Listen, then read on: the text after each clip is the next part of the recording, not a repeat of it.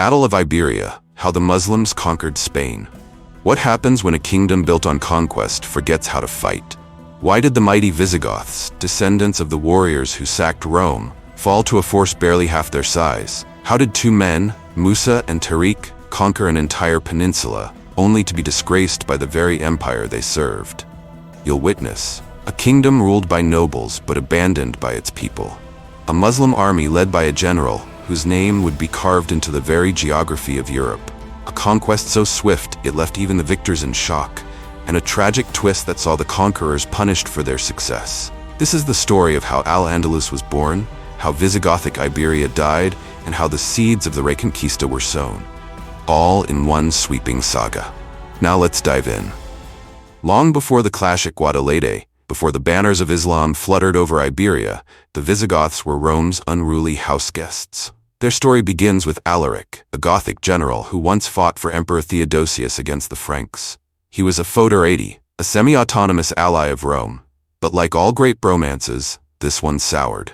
Alaric, feeling underappreciated and unpaid, did what any disgruntled employee might do. He sacked Rome in 410 AD, the first time in over 700 years. That's like someone finally breaking into Fort Knox with a crowbar and a grudge. After Alaric's death, the Visigoths wandered westward like a band of medieval nomads with a taste for real estate. They were sometimes Rome's allies, sometimes its worst nightmare. Eventually they settled in Aquitaine, western France, and from there, pushed into Suebi-controlled Hispania. At Rome's polite suggestion, read desperate plea. By the time King Alaric died in 484, the Visigoths controlled Aquitaine and nearly all of Iberia. Not bad for a bunch of ex-barbarians. But empires don't age gracefully. After Alaric, things got messy. The Franks, under King Clovis, steamrolled Visigothic France. The Visigoths retreated to Toledo, which became their new capital. Hispania was now their fortress and their cage. For 2 centuries, they held on. They fought off Franks, Burgundians, and even the Eastern Roman Empire. But as the 8th century dawned, a new storm brewed, not from the north, but from the south. The Umayyad Caliphate, fresh off its conquest of Tangier, began raiding southern Iberia as early as 706. These weren't full-scale invasions, more like aggressive window shopping. Then in 710, Tariq ibn Ziyad, governor of Tangier, crossed the Strait of Gibraltar with 1,700 men. That's a lot for a raid, but not enough for a conquest, unless your enemy is a hot mess. And the Visigoths? Oh, they were a mess.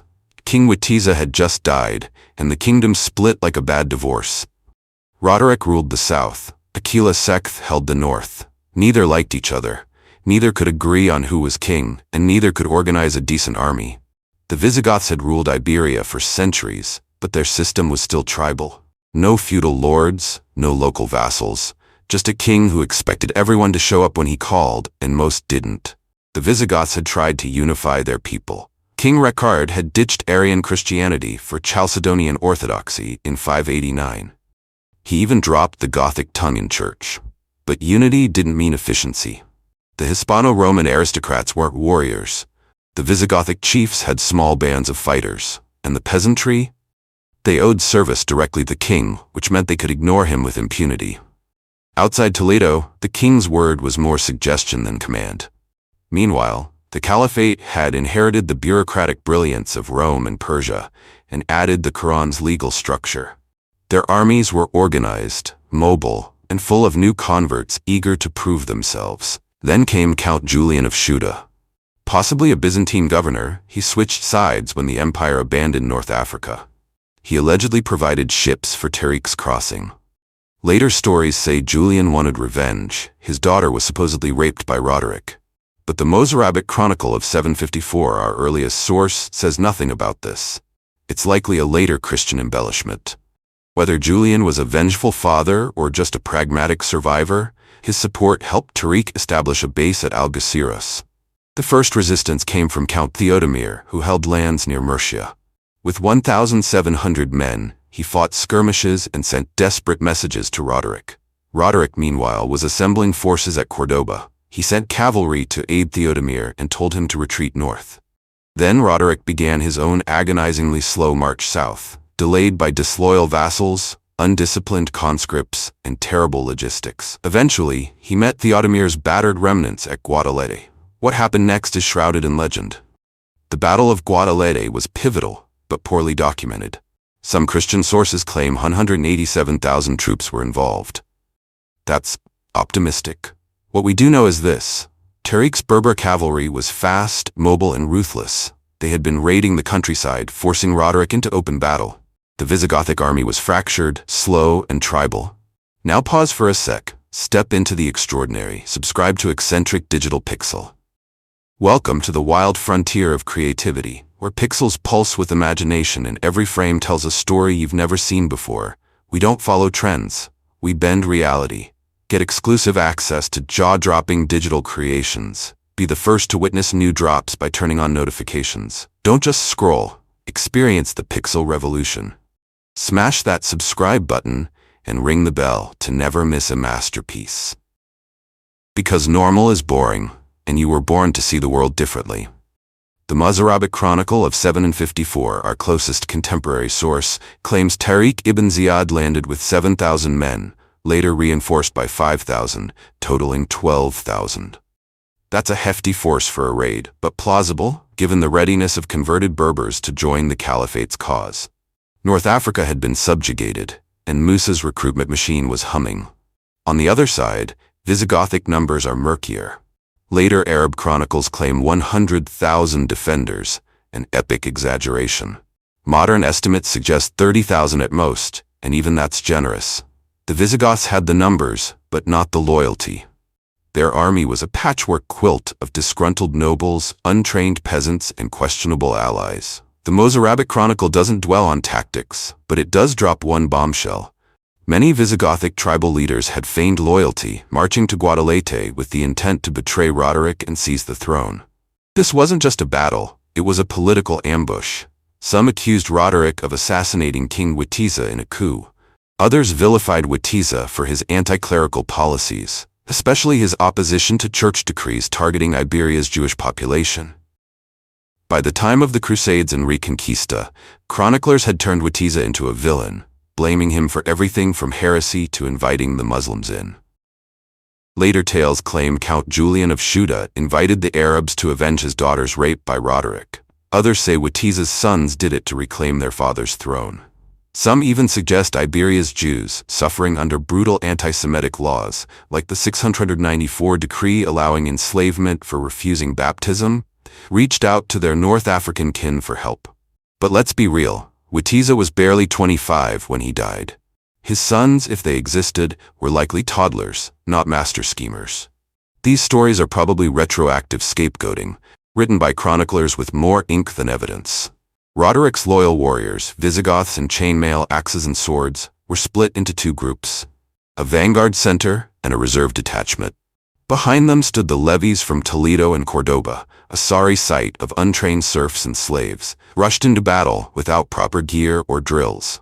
On the wings, allied chieftains, many of whom were eyeing the throne, not the enemy. The cavalry was thin, thanks to losses during Theodomir's retreat. Meanwhile, Tariq had more cavalry, better morale, and fewer traitors. His army was lean and lethal. Arab heavy cavalry in the center, Berber and Arab infantry behind Berber light cavalry on the wings and rearments. The first 2 days were a grinding stalemate. Casualties mounted. The Visigoths, with superior numbers, seemed to have the edge, but cracks were forming. Tariq rallied his men with a fiery speech. "Hold fast, only by victory will you return home. Tomorrow I will lead you to glory." And he did. On the third day, Tariq led a devastating cavalry charge straight into Roderick's center. The Visigothic vanguard, battered from 2 days of fighting, crumbled. Behind them, panicked serfs who scattered like leaves in a storm. The Muslim infantry surged through the breach. Somewhere in the chaos, a Visigothic leader was slain, mistaken for Roderick. Rumors of the king's death spread like wildfire.